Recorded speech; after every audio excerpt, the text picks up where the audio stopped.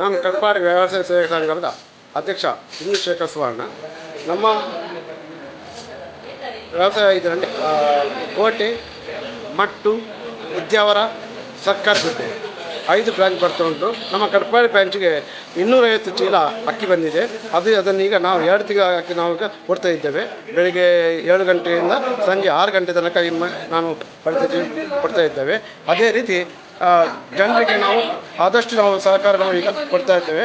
ಒಂದು ರೇಷನ್ ಕಾರ್ಡಲ್ಲಿ 5 ಜನ ಸದಸ್ಯರಿದ್ದರೆ ಒಬ್ಬರಿಗೆ 1 ತಿಂಗಳಾಗಿ 5 kg, 2 ತಿಂಗಳಿಗೆ 10 kg. ಅದೇ ರೀತಿ 5 ಜನ ಒಂದು ರೇಷನ್ ಕಾರ್ಡ್ ಇದ್ದರೆ 50 kg ಅಕ್ಕಿಯನ್ನು ನಾವು ವಿತರಣೆ ಮಾಡ್ತಾ ಇದ್ದೇವೆ.